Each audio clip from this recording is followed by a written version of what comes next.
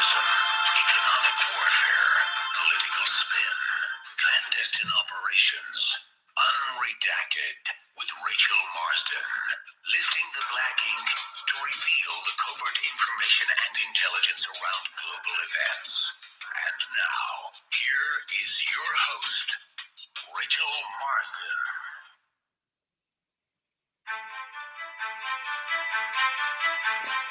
Hey everybody, how's it going? Welcome again to another show of Unredacted with Rachel Marsden.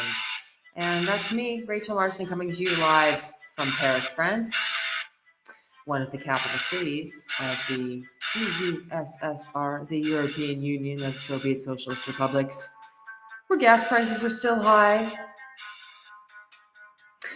How's it going, everybody? Giving everyone a chance to get in here. Ready to go.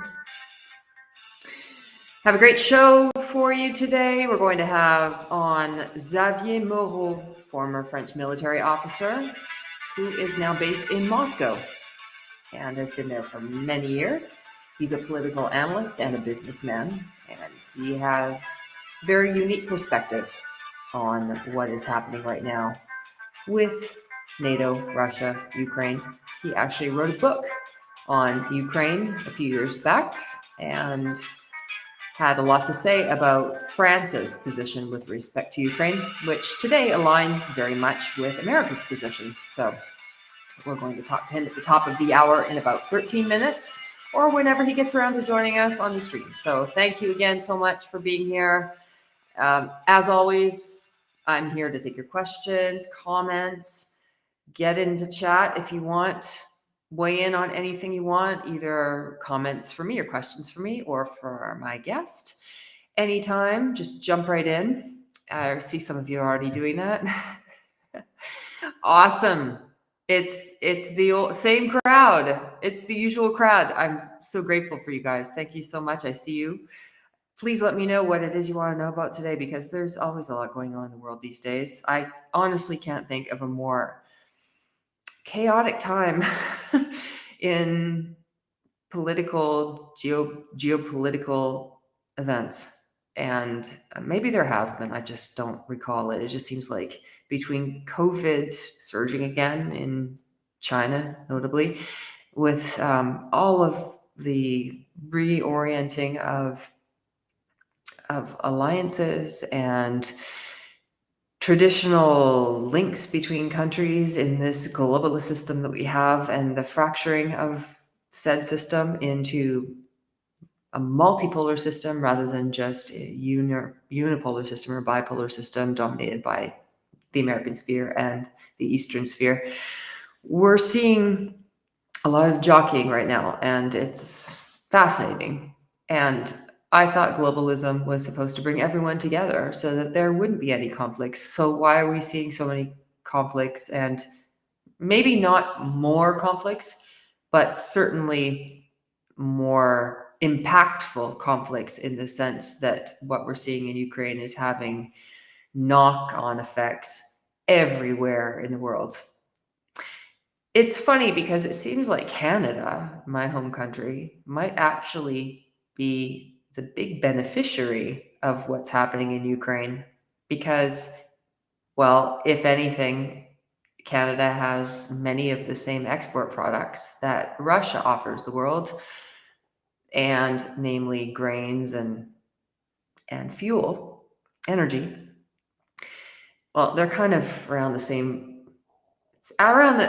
level in terms of positioning in the hemisphere. So it's no surprising that they have similar resources, but it seems like Canada may be the big winner of everything that's happening. First of all, we have Joe Biden suddenly discovering that energy independence for North America is a good thing, even though it risks upsetting his buddies who were against building pipelines under the guise that it's environmentally unfriendly, and it upsets Greta Thunberg. But I don't think Biden really cares so much anymore about what she has to say. Hey, that actually brings up a really good point. I just thought of this. Has Greta Thunberg weighed in on Ukraine yet?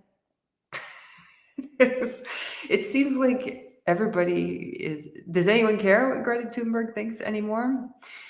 Does anyone remember Greta Thunberg?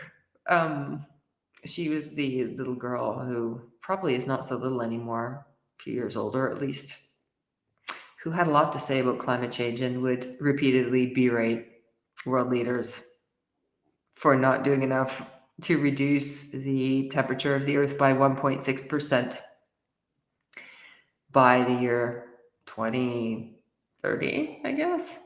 Have they extended that deadline? Because I don't think anyone's anywhere near being able to control the Earth's temperature by making a direct link to carbon emissions. The other thing too, so one of the chatters is saying Greta Thunberg is a robot. She's very passionate about one particular issue. Let's just put it that way. And I don't know. I mean, I'm sitting in a room right now, which is causing a lot of echo, by the way. I guess if I approach the microphone, it would be a little less of an echo. But as you can tell, it doesn't have a ton of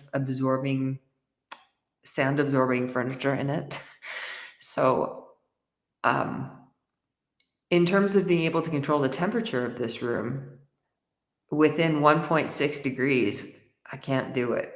Honestly, I try, but there's a big window over here at which I close the blinds to it. But if somebody said, control the temperature of the room you're in within 1.6 degrees, even if somebody gave me till 2030, I probably couldn't do it too well. Because there's all sorts of elements, right? There's the whether or not the sun is hitting the window, even though you're setting the temperature at a certain level within the apartment. So how on earth are these nut jobs who are in charge of our free world, how are they expecting to control the Earth's temperature, which is impacted primarily by the sun's radiation, within 1.6 degrees, or prevent it from rising by 1.6 degrees? I don't know. It just sounds like a really big scam, which is why I've never really understood. It's definitely a pretext for wealth transfer, right? Because it's a good excuse to fleece us of our hard-earned money. And that's one of the reasons why the yellow vest protesters surged a few years back. Well, the COVID lockdowns killed that movement, but pre-COVID, every single Saturday in Paris for months on end, well over a year, probably closer to 2 years, if I recall, there were everyday average working people who were hitting the streets in Paris to protest against Emmanuel Macron and his government's increase in cost of living, notably with respect to the carbon tax on fuel. And everyone in France has a yellow vest because it's mandatory to have it in your car. So there is a symbolic link between the rising gas tax of the not Macron government, because he's the president. So there's it's the prime minister's government, but technically they're the same party. So same thing. It's just a shortcut to say it's Macron's government. And the yellow vest and the motor vehicle. So that's why everybody was wearing yellow vests. And the yellow vest movement hasn't really gone away. It's just found a way to politically orient itself to kind of support certain parties. It was never able to get together its own party, but it has found its place within some of the anti-establishment parties, notably on the far right and far left. So, which right now represents the majority of voters in the first round of the presidential election. If you take all of the anti-establishment voters, whether they be on the far right or far left, and then you take all the other parties, the anti-establishment voters on the far right and far left far outweigh everyone else. So those are your yellow vest protesters, I think, because they're fed up with what the establishment is doing, whether it be with respect to climate change, pretext, introducing increased taxes for pretty much everything, or globalization, or anything like that. So I see that our guest has logged on, and I can see him. I'm just wondering if he can hear me. I think he can. So we're going to go a little bit early to my guest, who I believe is in Moscow. Xavier Moreau. Hi, how are you? I'm fine, and you? We can't. There we go. That's better. I think I can hear you now. Can you hear us all right? Yes. Wait, just. Yeah. Okay. I'm sorry. I'm coming. Just. Okay, we'll give you a second to set up. I just want to tell the audience who you are. Yes, it's okay. I'm ready. Okay, excellent. Perfect. Sorry. All right, so welcome to the show. I'm glad to have you on. I know it's been a really long time. You've done my French language show before, which unfortunately right now is off the air because it has no platform, because my independent show was ejected from the platform, which was a Russian media platform, which is under restrictions right now within the European Union. So unfortunately, we've switched to English for the time being for this independent show, which is airing on platforms everywhere else. But all that to say that you are a former French military officer who is now a political analyst and a businessman, and you're based still in Moscow, correct? Still in Moscow for 22 years. 22 years. Right. So what I'm interested in getting, and what I'm sure the audience is interested in hearing, is how things are playing out right now from where you sit, from your vantage point in Moscow, and how life has changed in Russia, if at all, since the onset of this conflict in Ukraine. And I know you also wrote a book on Ukraine a few years back. And I want to kind of hear about what you think about the military operation in Ukraine as well. So first of all, let's start with the situation in Russia. How are things right now, generally? No, things are going quite well, because after 3 days, just after the start of the operation, the Russian population understood what exactly happens and started strongly supporting what does Vladimir Putin.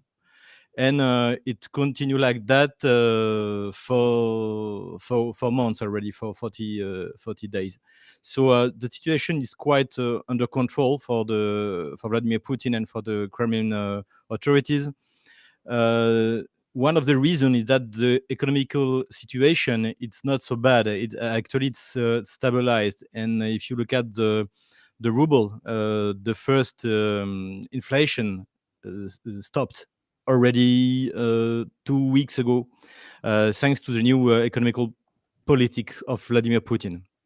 So currently, the inflation is under control. The ruble is stabilized.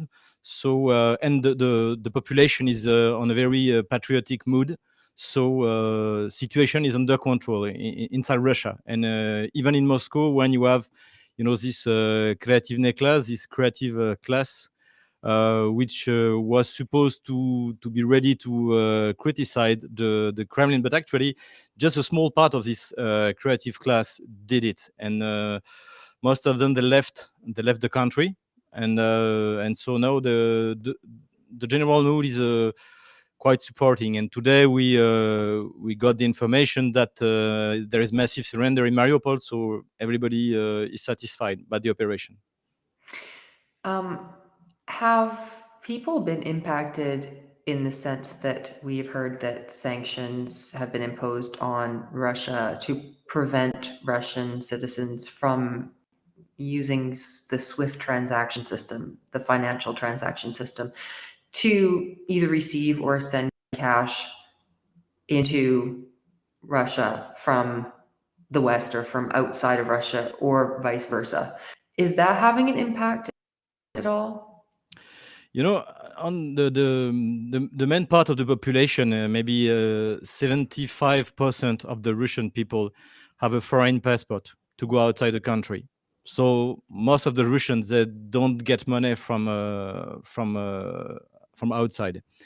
And there is the Russia created in 2014 its own payment system, the Mir card. So even if they stopped the Visa and Mastercard system, actually you can't do the difference. If you got your salary in ruble, you got it on any Russian bank without any problem. There is some problem with the companies that have for instance myself, which have some clients outside the country. But actually there is some solutions, and especially using cryptocurrency and using Chinese as IPS. So there is not one situation that can be solved. So, and actually for the the basic Russian, I'm sorry for this expression, but nothing has already changed. We got some inflation in the beginning, but it was strongly less than in 2014 and 2015. So and even during the COVID crisis. So again, on a economical point of view, like on a political point of view, everything is under control. What is your impression of the Western media coverage surrounding the current situation in Russia during this period? Quite hysterical, to be honest. Yeah, yeah. And not very rational. And actually, I don't understand what they want to show to the Western population, because, for instance, they said that Russia is about to lose the war, but sooner or later they will have to admit that it's not the fact that Russia as a very important success, and we are going to talk about it, I guess. So I don't understand what they want to show. Maybe it's a way to justify the failure of the post-COVID politics, especially, I mean, in France, for instance, saying that Putin is guilty of everything. But what they say, no, it's just it's such a vulgar propaganda. I don't understand the purpose, really. Yeah, we're hearing a lot in the Western press about opposition to this military operation in Ukraine and how there are protests in Moscow. Are you seeing evidence of that? To what extent does that even exist? No, I'm quite curious. I was in Moscow for a demonstration for supporting Alexei Navalny, just to see how many people and how it works. And I tried to find the last demonstration against the war. I didn't find it, because there is it's insignificant, actually, because even in Moscow, again, which is the most progressive city in Russia, maybe with St. Petersburg, there is no serious demonstration and no opposition to the operation in Ukraine. And we can add that since Russia, I mean, the Russian media show these laboratories which were organized in Ukraine, and even Victoria Nuland recognized that there is such a program with 30 laboratories in Ukraine. People are quite, angry against the West, and especially against Washington. So there is no real opposition against the operation in Ukraine at this time. We're also getting some reports about supply chain problems and people not being able to buy what they need at grocery stores. I'm assuming you make some trips to grocery stores from time to time. Have you seen evidence of that? Yes, actually, what happened now, we observed it in 2014 and in 2015. Its name is hyper compliance. So many things are still allowed by sanctions, the US sanctions or the European sanctions. But some companies are so afraid for being punished, especially by the US administration, that no, many things are blocked on a logistical point of view. But if it will happen exactly the same that it happened in the 2015 and 2016, that as soon as all these providers, all these subcontractors will exactly know what they are allowed to do, everything will be reorganized on a good way. And there is another point, for instance, that, and it's my own case, that we would like to know if we can still work with the West. If it's not possible, so we are going to turn to the East, to China, to any other Asian country. So that's what we would like to know. It's exactly what it is still allowed and what is not. But it's just, it's a transition phase. In any way, every businessman in Russia perfectly know that there will be a before and an after, and the after will be completely different that we used to the world we used to live. And when you say businessmen in Russia would like to know whether or not it's possible to still work with the West, in what capacity? Like whether or not it's allowable under American or European law to transact with Exactly. with Russia. For instance, you have some suppliers. There is some materials you need from I don't know, from Germany, from Italy, or from the US. We just need to know if we, for instance, as soon as the war will be over, if we can start working again with these suppliers. If it's not possible, we need to know, and quickly, to reorganize and to find in other countries, because we are not of the same world that we lived 10 years ago or 20 years ago. No, there is a strong Asian country, India. They're ready to work with Russia. They want to work with Russia. They are very satisfied having the opportunity to work with their own currency or with a basket of currency, with ruble, with rupee, with yuan. So everything has to be organized. So as soon as we know that it's impossible to work with the West, or it's still possible, we will organize ourselves to continue working. Are you surprised that all of this has transpired the way it has? Do you mean the Russian offensive in Ukraine? Yeah. I was expecting something, but only in Donbass, because it was clear that Kiev is preparing something. That anyway, the economical Ukrainian situation was so bad in 2021 after the COVID crisis, after the fact that for 8 years nothing good happened to Ukraine, increasing energy prices, losing a very important market, losing partners in Russia, especially for the Ukraine industry.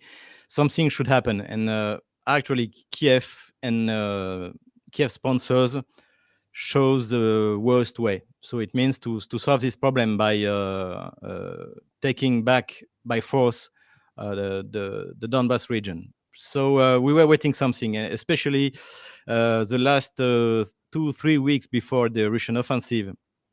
The bombing on the front line was very strong. I have some friends living in Donetsk, and they didn't see that since 2014. So everybody was waiting something. Everybody knew that Russia will intervene, but myself and and I guess the Ukraine authority and the Western authority, they didn't wait such a global offensive by Russia, especially from the south, because at the time where we are talking, Russia controls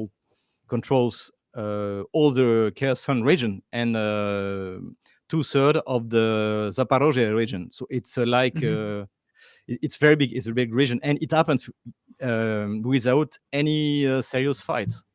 So everybody was waiting a counteroffensive from Russia in Donbass, but nobody was waiting an offensive from the north, from the south, and even to Kiev. That was a big surprise for us. So something What do you should think the happen. strategy was behind that, behind the approach of the Russian military to focus on Kiev for a particular amount of time? What do you think was happening with respect to that? I think the Schwerpunkt, as the Germans say, the main aim was to destroy the Ukrainian army in the east, and this is the main.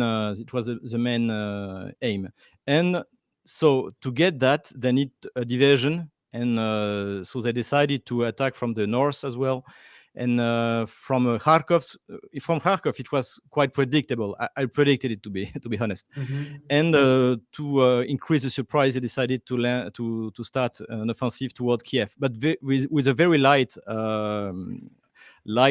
forces. First, it was paratroopers. When they took the Gostomel airport, it was only paratroopers, so very light troops. It's not possible to take Kiev with such troops. And maybe they were hoping, because some people in the Ukrainian opposition promised that a part of the Ukrainian and the Kievan elite will join Russian forces, but it didn't happen. But anyway, it was not the main aim for the Russian army. The main aim is to destroy again, and it is about to happen, the Ukrainian forces in the east. And in my opinion, in the south, they succeeded more than they thought, because taking such a big part of the Ukrainian territory and successfully administrating this territory. Because if you look at what happened in Kherson, it's Mhm. 250,000 inhabitants. Melitopol it's 150, Berdyansk it's 100,000.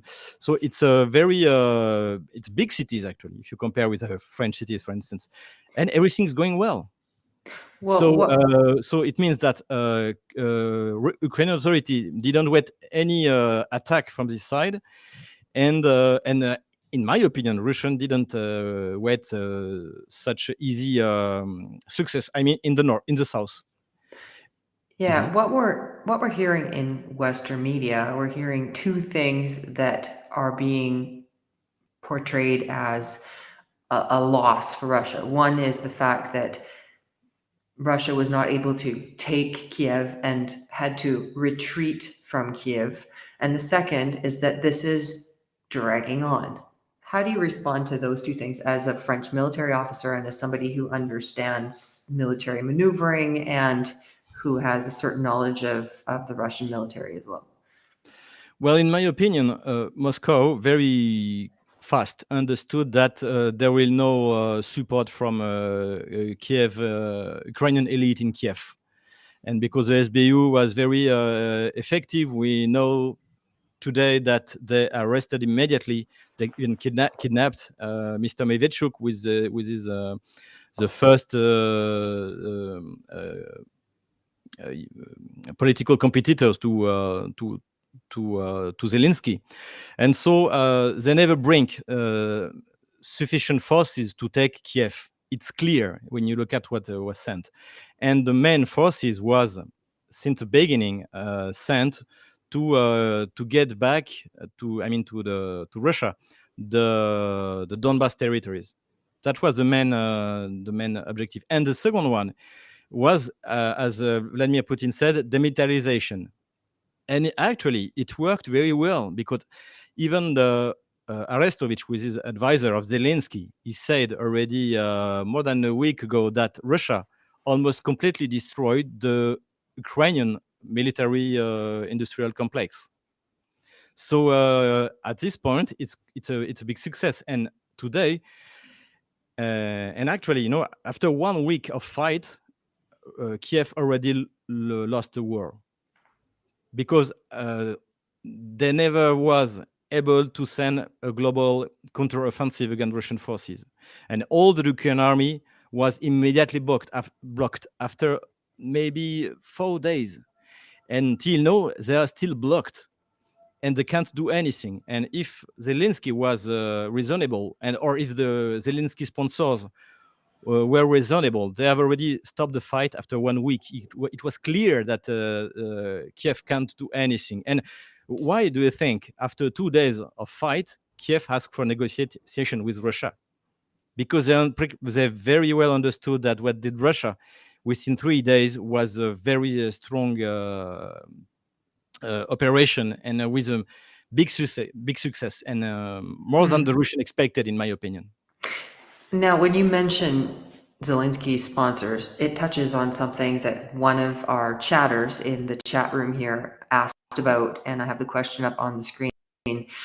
And I think it refers to Régis Le Sommier and his visit. He's a reporter for Paris Match magazine in Paris, and he was in Ukraine, and he said that he witnessed American officers running the ground war in the East, and he was surprised to see that they claimed to be in charge. What do you make of that? I don't take him for somebody who makes things up. He's an experienced journalist. He's been on the ground in conflicts before, and he was very adamant about what he witnessed in eastern Ukraine. What is happening, do you think? It's happening. What happened? It was on the 13th of April 2014 when Mr. Brennan, who was the chief of the CIA, came in Kiev, giving the orders to start the retaliating operation in Donbass. That's what happened. That you have to understand that for Washington, losing Crimea was a big scandal. It was a big humiliation. So they decided to go forward and to organize themselves the operation in the east of Ukraine. And what I was ignoring, that they are so strongly involved in building the new but not effective Ukrainian army, and that's what they did during the last 8 years. And it's not even a secret because you have many common maneuvers with NATO and Kiev. You have maneuver in the Black Sea. You have maneuver in Ukraine itself, and it's even not a secret. But the idea of starting a war again, Donbass, it was quite surprising. It's maybe, in my opinion, something irrational because. Because even if Russia didn't know it, it's very difficult to fight in Donbass, especially in the month of March, and globally, Russian army is very strong. Maybe there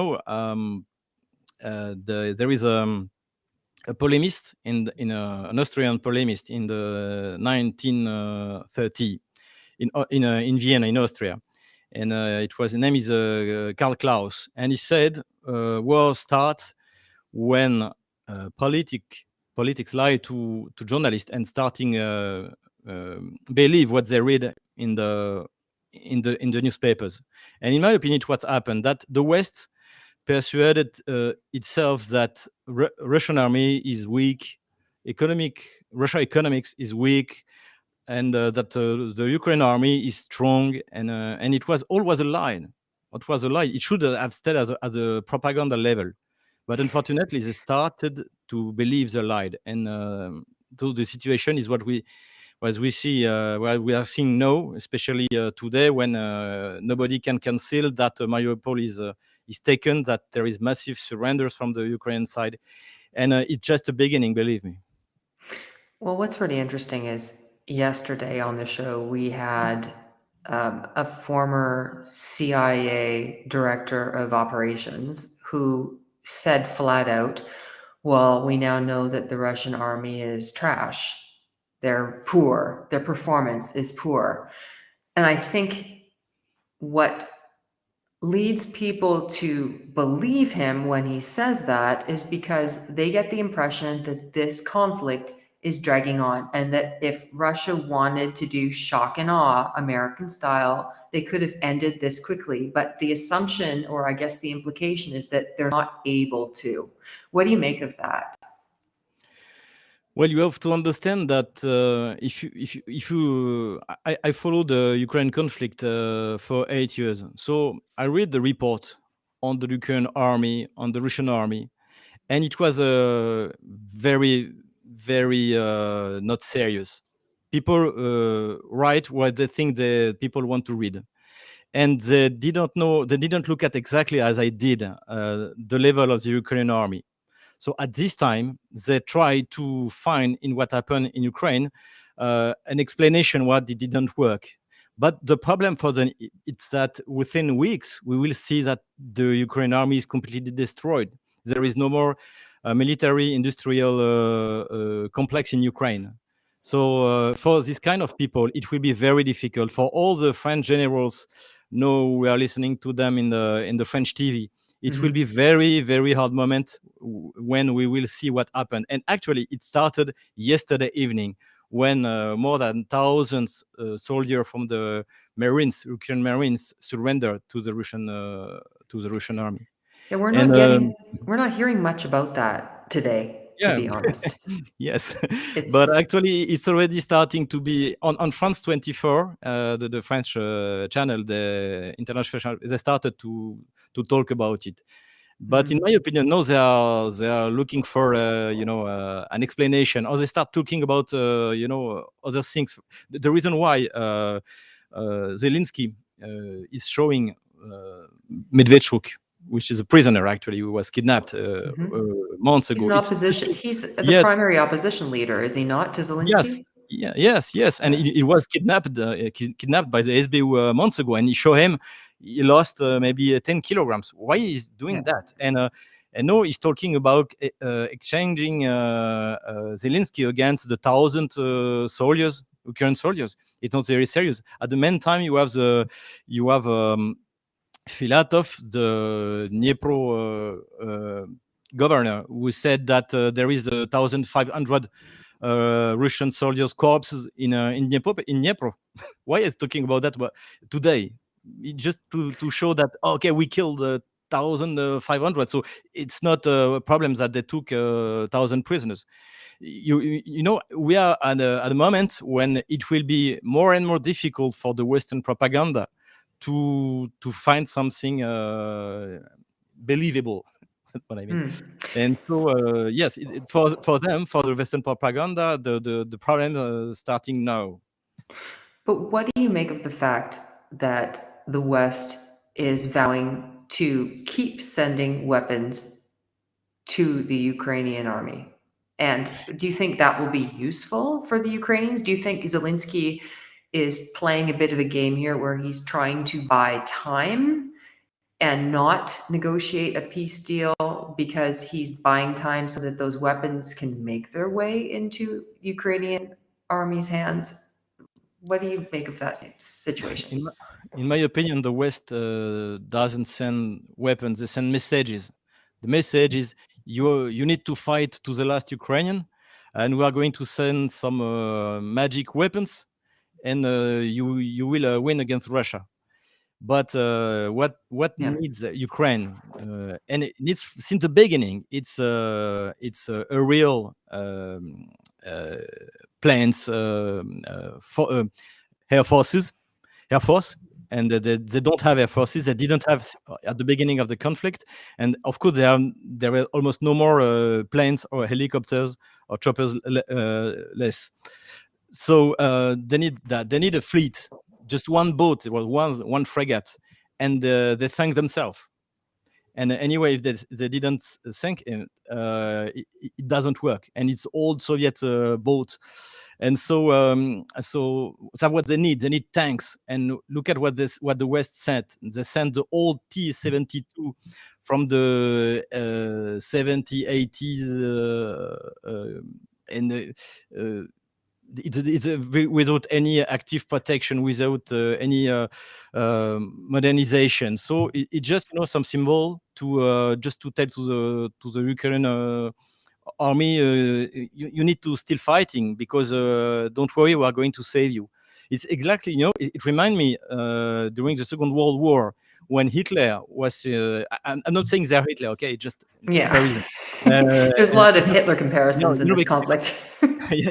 yeah, just Hitler persuaded himself that with his new reactive planes, his new V2, V3, he will able to win the war at least. But it was already impossible. He has already lost for a long time, and we are in the same situation. If you look at exactly, I did it on my publication, but unfortunately it's in French. If you look at precisely what they sent and what they are about to send, it's ridiculous. For instance, the German promised to send Leopard 1. It's old Cold War tanks. They're unaware. Nobody maintained them.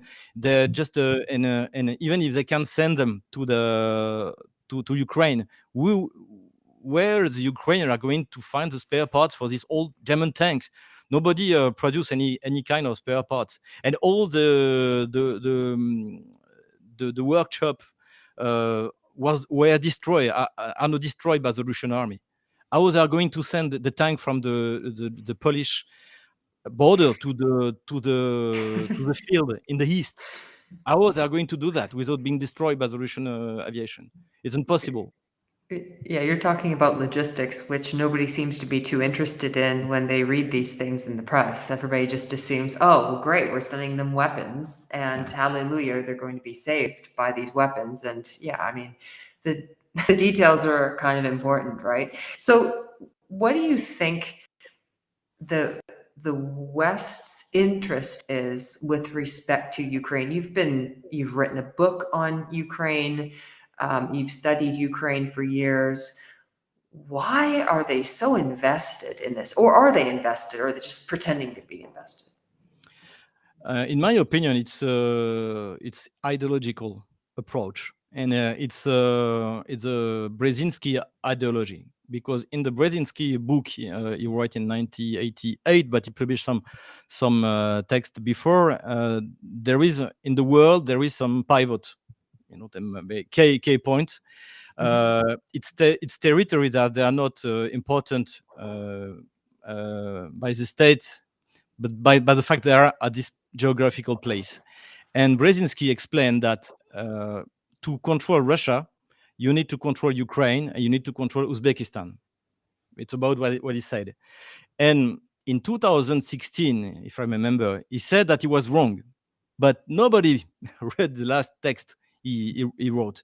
And everybody continued to think through this prism of geopolitical approach, that we need to control Ukraine, and if we control Ukraine, Russia won't be an empire, it won't be an European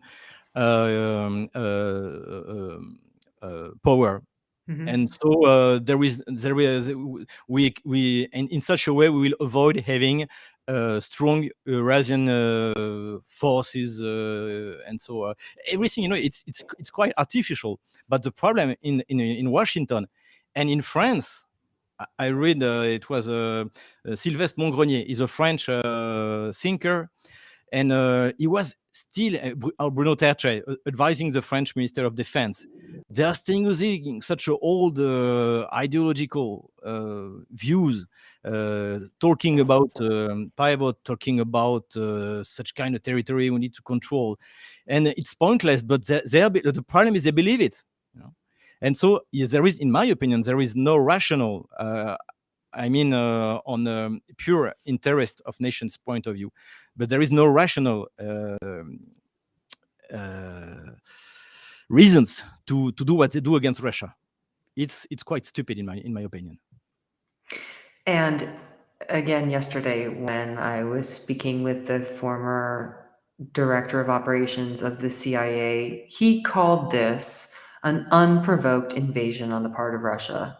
And I had a response to that, but I'm just wondering what you think of that comment.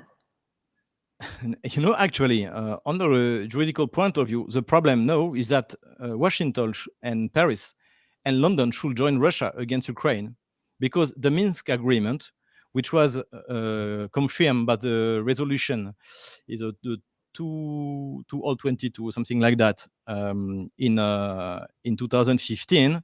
There is a limit, and it's December 2015. So since January 2016, the countries which voted for this resolution, they have to force Ukraine to do it. And Russia was very patient, because Russia should actually, on the juridical point of view, put pressure on Ukraine since January 2016. And Victoria Nuland herself recognized that there is 30 laboratories. There is such a program in Ukraine. Can you imagine? I don't know, the Paris reaction if Russia started to finance some laboratories in Belgium, for instance, studying the genetic of the French people. That's what they did. Yeah, I And mean, it's really that whole Biolab story is, I don't quite know what to make of it, how much is true, how much of it is being spun, because because there's really been no impartial inquiry into this, and a lot of it falls under national security, so it's classified, and we really have no idea no way to understand what's really going on with that. But it is nonetheless strange that the Department of Defense, and we know these are facts because they were in emails between people in Ukraine and Hunter Biden, the son of the president of the United States, of all people, back when Joe Biden was not president, but when he was vice president under President Barack Obama. And it came out of those emails that there were labs, biolabs set up in Ukraine, very close to the border, that were run by the Department of Defense. Well, why place those labs in Ukraine? Why Ukraine? Why not have them in the United States? That was the weird thing, and those are facts. That's what we know. Beyond that, I don't know what they were doing inside those labs, but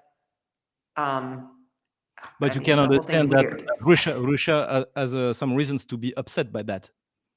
And I would like to remember you that a week before the invasion, the Russian invasion, Zelensky was in Munich for the conference on security, and he asked for giving him back the nuclear weapons. That's what he said. And again, I believe Russia when they say that Kiev was preparing an offensive. And I would like just to underline that in the beginning of January, Russia booked 5 times more U.S.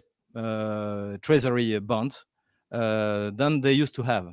So if you are going to go to war against Ukrainian, knowing that you are going to get some sanctions, you are not buying 5 times more U.S. Treasury bonds as a reserve. So that's the reason why I believe the Russian explanation that they were not planning the war. They always have in the box such a plan, of course.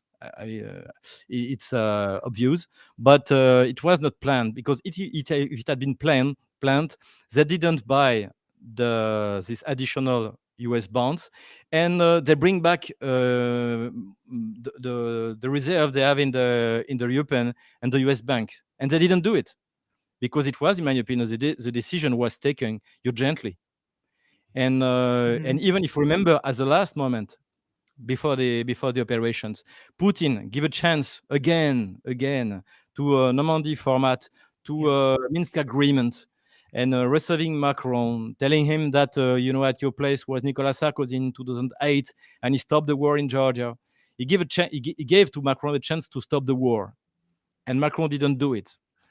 And on the contrary, he supported the Ukraine side, even if France was one of the guarantors of the Minsk agreement in 2015. Yeah, I brought up that point, the exact point, actually. I was disappointed that Emmanuel Macron, who likes to position himself as a gaulliste in the spirit of former President General Charles de Gaulle, who pulled France out of NATO and tried to ensure a neutral position between the East and West, between the United States and the Soviet Union at the time. Macron has always kind of had that same ambition, but yet when push came to shove, he went and talked to Vladimir Putin, but he still backed NATO and backed the US 100% through his actions. So he went against everything that he claimed to stand for. And he could have, I think, I don't know if you agree with this, but I think Macron could have single-handedly stopped this by saying, I don't support this. If only he got from Zelensky a prisoner exchange, just that. It is on the first step of the Minsk agreement, but he even didn't ask it.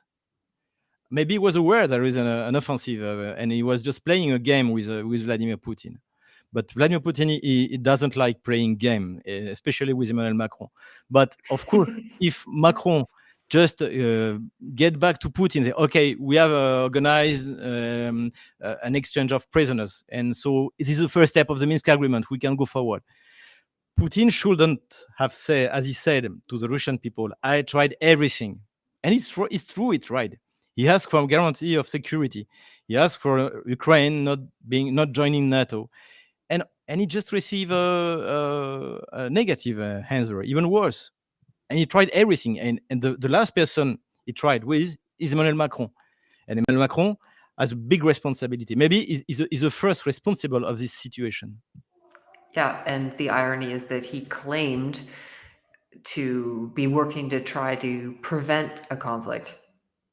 No. And I mean, he just didn't. He could have so easily, but I mean, he's always had this kind of propensity to try to play both sides of the court from the middle and to say, oh, you know, I'm trying to.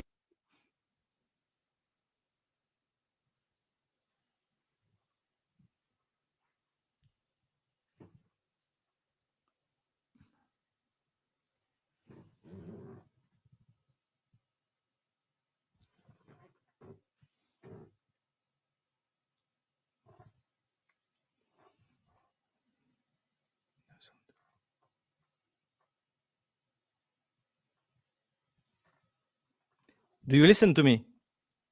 You listen to me?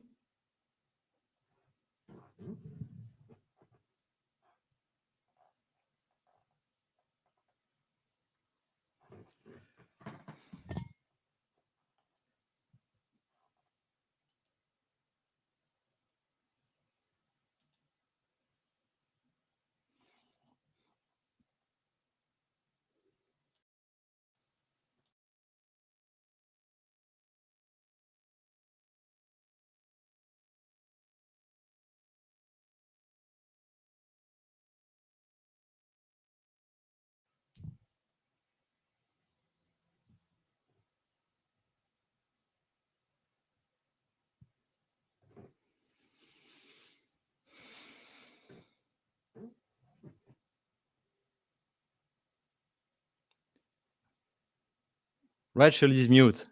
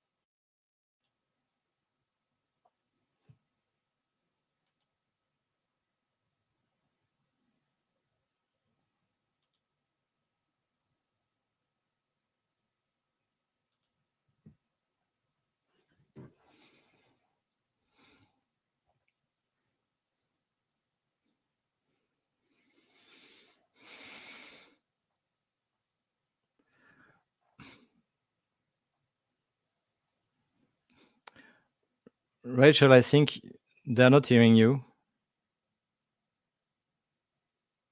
but they're hearing me.